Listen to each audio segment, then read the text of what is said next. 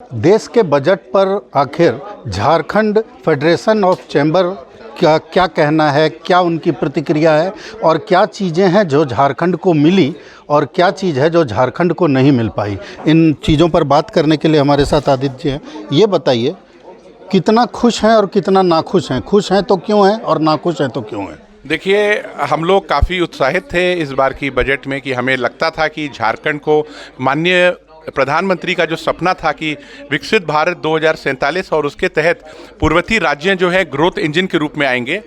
कहने का ये मतलब है कि अगर पूर्ववर्ती राज्य जो पिछड़े हुए थे इनकी विकास दर अन्य राज्यों की तुलना में अगर ज़्यादा होगी तभी हम लोग एक विकसित भारत का जो सपना पूरा कर सकेंगे।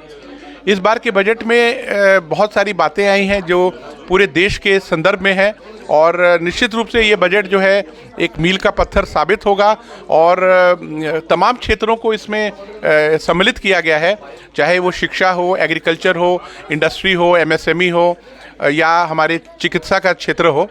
और ये अच्छे संकेत हैं कि आने वाले दिनों में हमारा जो देश आगे बढ़ेगा। लेकिन झारखंड की परिप्रेक्ष्य में अगर हम देखें तो हमारी बहुत सारी मांगें थी और बहुत सारी आशाएं थी। हमें लगता है कि काफ़ी चीज़ें हमारे झारखंड के परिप्रेक्ष्य में इस बजट में देखने को नहीं आई हैं।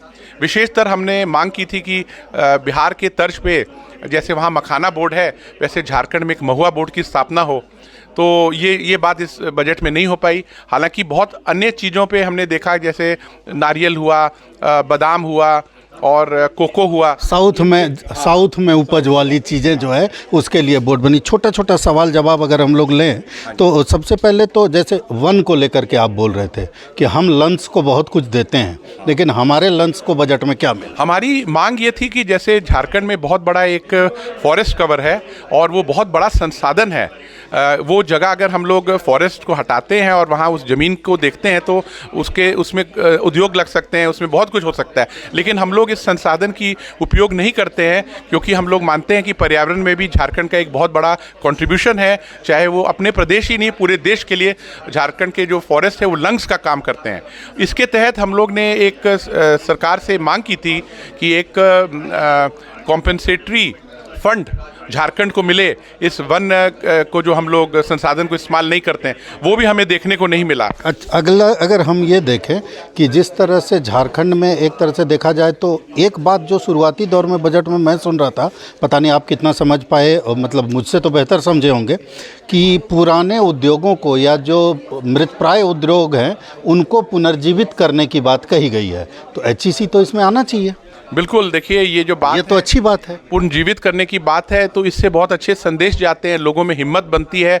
बहुत सारे उद्यमी आज जब आगे नहीं बढ़ते हैं, देखते हैं कि कोई अगर उद्योग डर भय रहता है कि अगर उस असफलता मिले तो, और इस तरह से जो पुनर्जीवित करने की जो बात होती है सरकार से एक एडिशनल फंड्स उसमें डालने की, तो और पुराने जो हमारे कॉन्टेम्प्रेरी जो उद्योग हैं उनको अगर हम वापस पुनर्जीवित करते हैं तो उनसे जो जुड़े हमारे कामगार हैं और जो अन्य लोग उससे जुड़े हुए रहते हैं जो व्यवसाय में, और उनको भी एक आगे बढ़ाने का काम होता है।